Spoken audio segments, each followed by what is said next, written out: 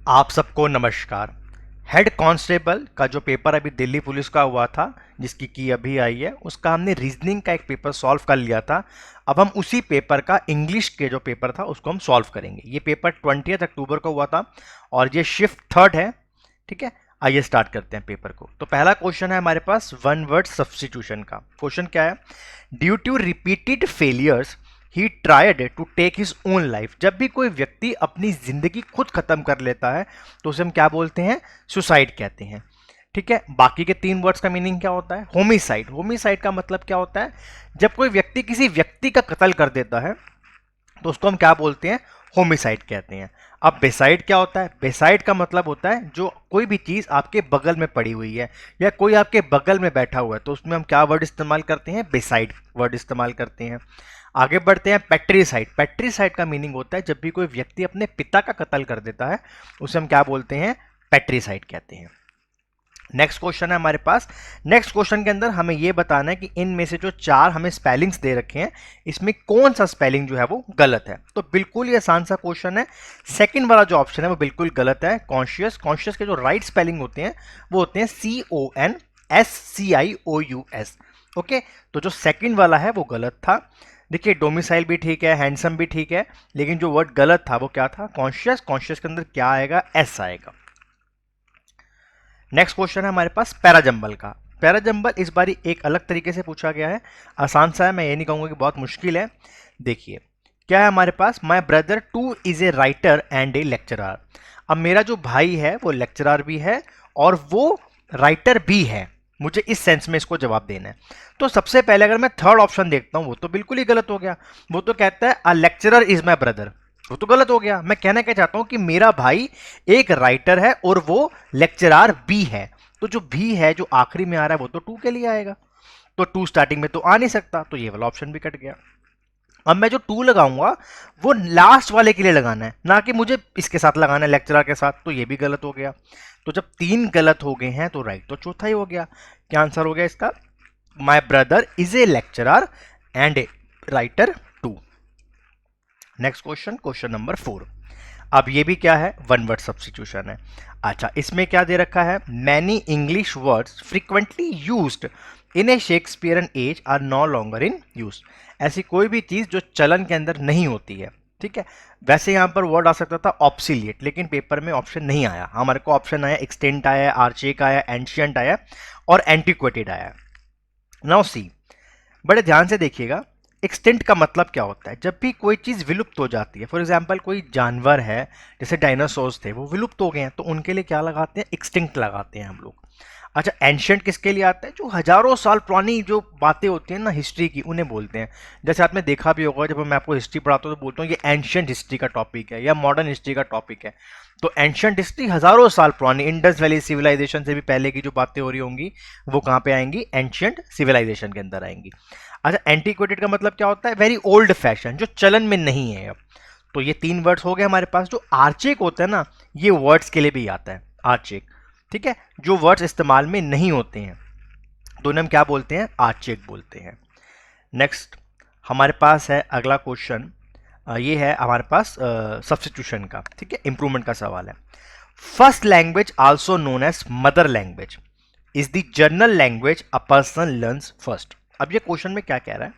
कह रहा है जो फर्स्ट लैंग्वेज होती है also known as mother tongue, वो बच्चा जर्नल लैंग्वेज की तरह अपनी जिंदगी में सीखता है। नहीं, यहां पे जर्नल नहीं आएगा। जर्नल का मतलब होता है सामान्य। हमें बताना है, इसमें समय की बात कर रहा है कि जो बच्चा पैदा होता है वो मदर टंग जनरली सीख जाता है। बोलते हैं ना जनरली सीख जाता है। तो यहाँ पे पहली बात तो जनरल ने आना नहीं था, तो यहाँ पे जनरल ने नहीं आना था तो क्या आएगा? यहाँ पर जनरली आएगा। ठीक है ना। अब यहाँ पर मेरे पास कितने ऑप्शन है? केवल एक ऑप्शन है। खत्म क्वेश्चन। कितना आसान क्वेश्चन है। Just focus on the question ना, फोकस करिए क्वेश्चन को, पूछ क्या रहा है आपसे। ठीक है ना। चलिए नेक्स्ट क्वेश्चन देखते हैं। अगला क्वेश्चन है हमारे पास, बहुत आसान सा वर्ड दिया हुआ है, हमें ये देखना है सिनोनिम है कि एंटोनिम। तो हमें बताना है सिनोनिम किसका? अचीव का। अच्छा, if you want to achieve your dream you have to work hard. बिल्कुल सही बात है। अगर आपको अपने किसी भी ड्रीम को पूरा करना है, अचीव करना है, तो आपको वर्क हार्ड करना ही पड़ेगा। तो जो अचीव का जो सिनोनिम होता है वो क्या होता है? एकम्पलिश कर देना। हम बोलते हैं ना कि अपना टास्क को एकम्पलिश कर लीजिए, पूरा कर लीजिए। ठीक है, तो अकम्पलिश का मतलब क्या होता है, किसी भी चीज को पूरा करना या किसी भी चीज को अचीव करना। अब यहां पर जो वर्ड आ रहा है अबंडन, अबंडन का मतलब होता है छोड़ देना, किसी भी चीज को त्याग दे देना।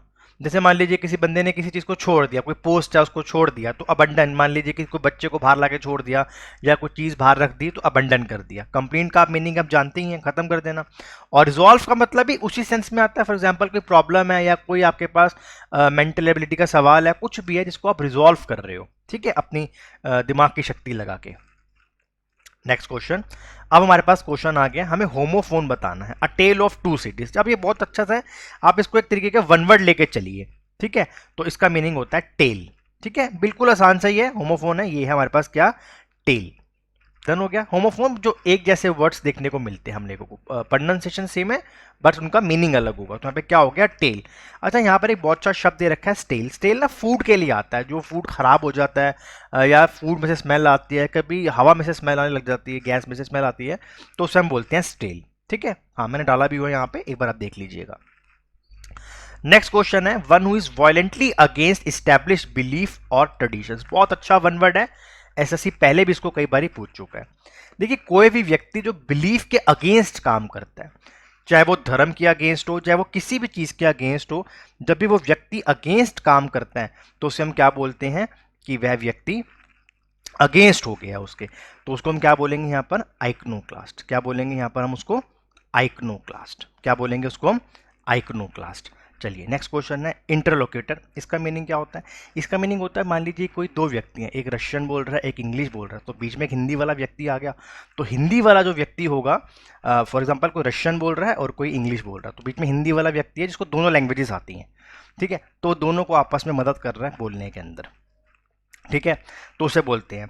अच्छा, उसके बाद क्या आता है, मार्टिनेंट। क्या आता है, एक ऐसा बंदा जो बहुत ज़्यादा सेल्फ डिसिप्लिन्ड होता है, उसे हम क्या बोलते हैं, मार्टिनेंट बोलते हैं। और रिबल क्या होता है, रिबल एक ऐसा व्यक्ति होता है जो विद्रोह कर देता है। नेक्स्ट क्वेश्चन हमारे पास अगला आया, ईडियम का सवाल आया। ईडियम क्या है हमारे पास, ऑनेस्ट नेस्ट। अच्छा, ऑनेस्ट नेस्ट का मतलब क्या होता है, एक ऐसी सिचुएशन में चला जाना जो बड़ी ऑकवर्ड सी है, यानी कि जो कंट्रोवर्सी को रेस कर देती है, ठीक है। ये भी ईडियम बहुत पुरानी है, पहले भी पेपर में आ चुकी है कई बारी। नेक्स्ट क्वेश्चन हमें यहाँ से बताने हैं, इसमें से इनकरेक्टली स्पेलिंग कौन से हैं। तो बिल्कुल एकदम आपको तुरंत पता चल गया होगा, जो थर्ड ऑप्शन है वो बिल्कुल गलत है, ठीक है। टेंड्री के अंदर क्या होता है, उसमें डबल एन आता है, ना कि सिंगल एन आता है, वहाँ पर क्या आता है, डबल एन आता है। इसका मीनिंग क्या होता है, the cruel and unfair use of A power bye a person. कोई भी व्यक्ति जब अपनी शक्तियों का गलत यूज करता है, उसको हम क्या बोलते हैं, टेंड्री कहते हैं। नेक्स्ट क्वेश्चन, अब हमारे पास क्या आया, ये हमारे पास आ गया, हमारे पास ये आ गया कॉमन एरर का सवाल। देखिए पहले ही पता चल गया, ये देखिए देखते ही पता चल गया मुझे। कैसे, आपको मैंने एक रूल पढ़ाया था क्या, कि वन ऑफ द के बाद नाउन क्या आता है, प्लूरल होता है, और वर्ब क्या होती है हमारे पास, सिंगुलर होती है। तो वन ऑफ के बाद क्या आएगा, द, ना कि क्या आएगा, ए। तो इसका राइट आंसर क्या हो गया, this is one of the customs. Okay, बहुत आसान सा क्वेश्चन था, कई बार करा है हम लोगों ने, ठीक है ना। चलिए, my grandmother dash all are secrets. मेरी जो दादी हैं वो मेरे सारे सीक्रेट जानती थी। अब बहुत आसान सा क्वेश्चन है, हमें यहाँ पर नो की सेकंड फॉर्म लगानी है, that is new. Okay, new. चलिए नेक्स्ट क्वेश्चन, बहुत आसान सा क्वेश्चन है, government by A military class. अब बड़ा अच्छा क्वेश्चन है। देखिए ऑटोक्रेसी का क्या मतलब होता है, जहां पर ऑटोक्रेसी होती है जो सबका राज है। फॉर एग्जाम्पल जहां पर पूर्ण स्वतंत्रता है, ऑटोक्रेसी एक बंदा ही अपनी बात चला रहा है, एक बंदा ही अपना सारे काम करी जा रहा है, वो किसी से पूछ नहीं रहा, दैट इज ऑटोक्रेसी। थियोक्रेसी क्या होती है, जहां पर रीजन बेस्ड कंट्री को रन किया जाता है। प्लूटोक्रेसी क्या होती है, प्लूटोक्रेसी होती है जब पावरफुल लोग कंट्री को चलाते हैं। फॉर एग्जांपल कुछ 15-20 पावरफुल लोग हैं और वे कंट्री को चला रहे हैं, दैट इज प्लूटोक्रेसी। और जब मिलिट्री क्लास, जैसे पाकिस्तान में क्या है, मिलिट्री क्लास ही पाकिस्तान को रन करती है, तो ये हमारे पास क्या आ गया, सेट्रोक्रेसी। दोनों क्या, सेट्रोक्रेसी। Next question, acute. बहुत ही अच्छा शब्द है एक्यूट, और बहुत आसान शब्द भी है। एक्यूट का मतलब क्या होता है, वेरी सीरियस और वेरी ग्रेट, बहुत सीरियस हो जाना, सीवियर हो जाना, बोलते हैं ना बहुत सीवियर बर्न हो गया किसी को, सीवियर बर्न आपने वर्ड सुना होगा, सीवियर बर्न, तो सीवियर बर्न कह लीजिए, या बहुत सीरियस बर्न हो गए हैं, या आप क्या कह सकते हैं उसे, एक्यूट कह सकते हैं। अच्छा एक और चीज़ भी देखिए, जैसे माइल्ड क्या होता है, एक पॉजिटिव वर्ड होता है, जेंटल क्या होता है, एक पॉजिटिव वर्ड होता है, मॉडरेट क्या होता है, एक पॉजिटिव वर्ड होता है। जब तीन वर्ड्स पॉजिटिव हैं तो लाजमी सी बात है जो वर्ड बच गया वो क्या हो गया, आंसर हो गया। मैंने आपको सिखाया है कि हम जो सिनोनिम्स एंटोनिम्स होते हैं उनको ऐसे भी कर सकते हैं। Okay, now next question, give someone the cold shoulder, बहुत अच्छी एडियम है और बहुत आसान एडियम भी है। क्या होती है, इसका मतलब होता है जब आप किसी बंदे को इग्नोर करते हो, आप उसे बात नहीं करना चाहते हो, तो हम क्या कहते हैं, give someone the cold shoulder. तो इसका राइट आंसर हमारे को क्या मिलेगा यहाँ से, इग्नोर समवन। देखिए कितना आसान पेपर है, और मैंने आपको बताया ही है कि हम 6 से 7 मिनट में इंग्लिश को सॉल्व कर सकते हैं। ठीक है, नेक्स्ट क्वेश्चन, हमें एंटोनिम बताना है पायस का। देखिए पायस जो होता है ना, एक बहुत, पायस का हम बोलते हैं एक बहुत ही पवित्र शब्द है, पवित्र शब्द के लिए ही आता है। बहुत भी जो भी चीज़ बहुत पवित्र होती है, बहुत साफ होती है, बहुत पाक होती है, उसके लिए हम किस वर्ड का इस्तेमाल करते हैं, पायस का इस्तेमाल करते हैं। तो हमें पायस का क्या बताना है, एंटोनिम बताना है, उल्टा बताना है। तो सिंफुल, सिन क्या होते हैं, गलत काम होते हैं, तो हमारे पास क्या हो गया, पायस का उल्टा सिंफुल हो गया। नाउ नेक्स्ट क्वेश्चन, हमें बताना है एंटोनिम ब्रीफ का। अब हम पूरा नहीं देखेंगे बैठ के कि पूरी लाइन क्या लिखी हुई है, इन are lengthy farewell ceremony eight A school और हेडमास्टर, हमें कुछ नहीं देखना, हमें पेपर पे फोकस करना है, दैट इज ब्रीफ। तो जो ब्रीफ का मीनिंग क्या होता है, ब्रीफ का मतलब होता है किसी चीज़ को ना बहुत संक्षिप्त में करके बता देना। फॉर एग्जाम्पल कोई प्रॉब्लम हुई, कोई झगड़ा चल रहा है, आप मेरे पास आए, मैंने आपको बोला कि बस कुछ नहीं, झगड़ा हुआ, खत्म हो गया। अगर मैं आपको पूरी बैठ के कहानी सुनाऊंगा कि क्या हुआ था, कैसे हुआ था, तो वो बहुत लेंदी हो जाएगा। तो हमें ब्रीफ का क्या बताना है, यहाँ पर उल्टा बताना है। तो ब्रीफ का उल्टा मेरे को मिल गया, ब्रीफ का उल्टा क्या हो गया, लेंदी। क्या हो गया हमारे पास, लेंथी, बहुत बड़ा बड़ा के किसी चीज को बताना। नाउ नेक्स्ट क्वेश्चन, अब देखिए ये एक नया तरीके का क्वेश्चन है। यहाँ पर हमें दो हाईलाइटेड पॉइंट दे रखे हैं, जैसे एट द एंड और मैटर्स टू मी, और मुझे बताया गया कि इनमें से किसी एक में एरर है, और आप बताइए वो कहाँ पर एरर है। ठीक है, एट दी एंड, अगर आपको शुरुआत से, अगर आपने मेरे से इंग्लिश पढ़ी होगी, ग्रामर के आपने मुझसे देखा होगा, आपको पता होगा एट दी एंड कभी होता ही नहीं है। क्या होता है, इन दी एंड, आखिरी में। In the end it is your happiness that matters to me the most, in the end, आखिरी में, आंसर हो गया। वो कितना आसान पेपर बना रहा है आपके सामने कि पहले ही वो जो 3 वर्ड्स हैं आपको उसमें आंसर दे रहा है। आई होप आपको समझ आ गया होगा। नेक्स्ट क्वेश्चन हमारे पास क्या आ रहा है, हमारे पास क्वेश्चन आ रहा है, ये है फिलिंग द ब्लैंक्स है, each individual is dash to liberty and the ability to convey his or her moral convictions through actions and statement. देखिए अब आपको यहाँ पे समझने पड़ेंगे वर्ड्स का मीनिंग क्या। देखिए सबसे पहली बात तो इज आ रहा, तो इसके बाद वर्ब की थर्ड फॉर्म आएगी और वो सब में ही आ रही है। ठीक है, अब सब्जेक्टेड नहीं आ सकता, सब्जेक्टेड तो होता है किसी चीज़ को पर्टिकुलर करके बता देना। ठीक है, प्रोवाइडेड भी नहीं हो सकता क्योंकि प्रोवाइडेड के बाद टू नहीं आएगा। ठीक है, हमें प्रीपोजिशन भी देखनी है ना, यहाँ पे टू दे रखी है प्रीपोजिशन, तो टू भी नहीं आएगा प्रोवाइडेड के बाद, इस सेंस में टू नहीं आता। तो ये भी कट गया और ये भी कट गया, गिवन का मतलब ही नहीं है। तो इसका मतलब क्या होगा, एंटाइटल्ड। एंटाइटल्ड का मीनिंग क्या होता है, देखिए एंटाइटल्ड का मीनिंग होता है feeling that you have the right to do or have what you want without having the work. मतलब आपको काम करना पड़े ना करना पड़े, आपको वो जन्म से ही मिलते हैं। फॉर एग्जाम्पल जो व्यक्ति है वो एक फ्री पैदा होता है, फ्रीली पैदा होता है, उसको कोई मतलब कोई बंदिशें नहीं होती हैं, कुछ भी नहीं होता है। ठीक है, तो वो एंटाइटल्ड है उस चीज़ के लिए। फॉर एग्जाम्पल कोई किसी पोस्ट पे बैठा हुआ है तो वो एंटाइटल्ड है, उसको वो अधिकार मिले हुए हैं। नेक्स्ट क्वेश्चन हमारे पास है ये 20th क्वेश्चन, और ये क्वेश्चन कैसा है, हमारे पास पैराजंबल है। तो हमारे पास 2 पैराजंबल आए थे, एक पैराजंबल इससे पहले भी आया था, वो पैराजंबल बहुत आसान सा था, और ये भी आसान ही है, बस हम पढ़ेंगे और आंसर को लगा देंगे। चलिए सबसे पहले देखते हैं कि शुरुआत किससे करनी है, लास्टली। अच्छा सबसे पहली बात, ए कभी स्टार्टिंग में आएगा नहीं, क्योंकि लास्टली आ गया तो पहले कोई ना कोई बात तो हो ही रही होगी, तो ए तो कभी स्टार्टिंग में आ ही नहीं सकता।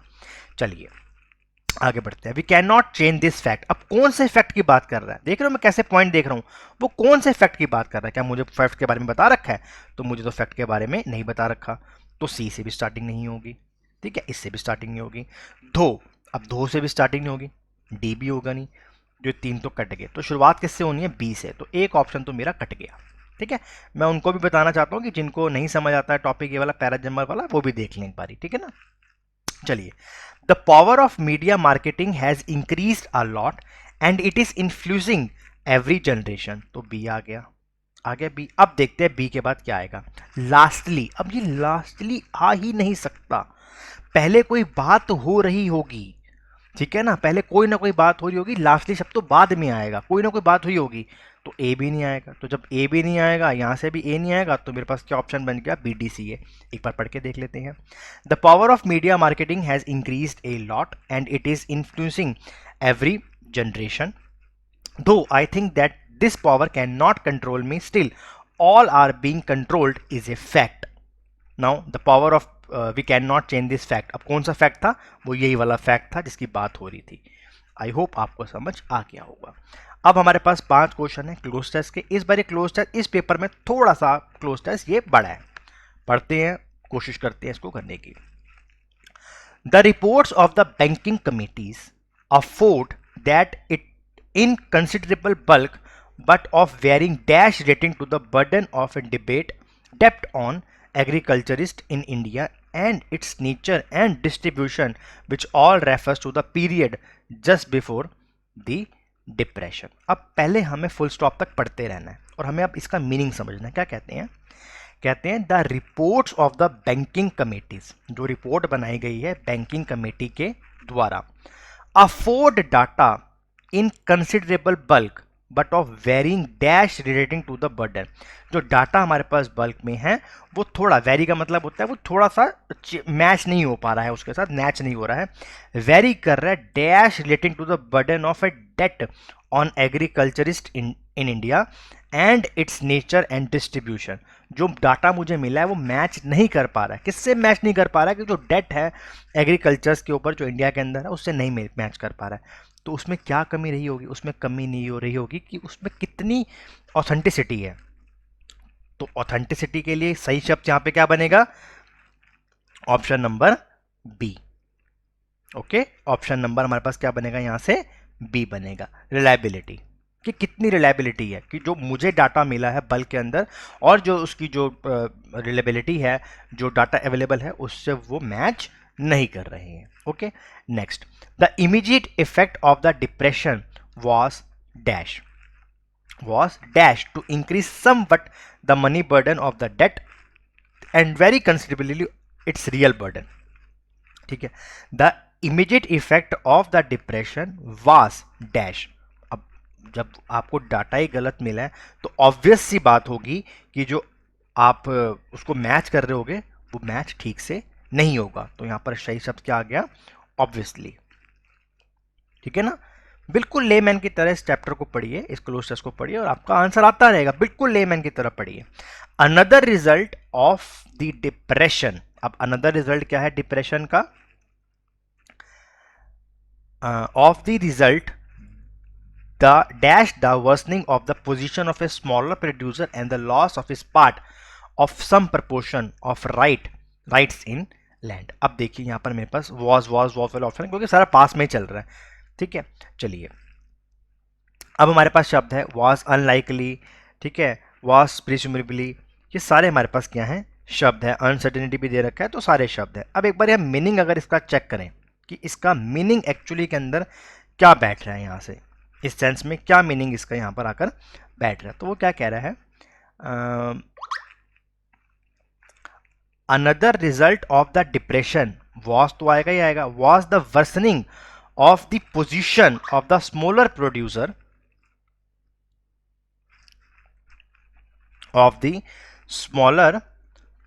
and the loss on his part of some proportion of a rights in land। ठीक है, अब यहां से हम थोड़े से, हमें पहले मीनिंग पता होंगे तभी हम कर पाएंगे कि क्या यहाँ पे सेंस बन रही है ना। देखिए मैं आपको पहले मीनिंग बता देता हूँ इस शब्द का, क्योंकि अनलाइकली आपको पता होगा, इम्प्रॉबेबली पता होगा और अनसर्टेनिटी पता होगा। इस वर्ड का मीनिंग होता है, बहुत अच्छा वर्ड है ये वाला, और इसका मीनिंग होता है जो चीज पॉसिबली ट्रू होती है। पॉसिबली क्या होती है, वो ट्रू होती है, उसे बोलते हैं प्रीज्यूमेबली।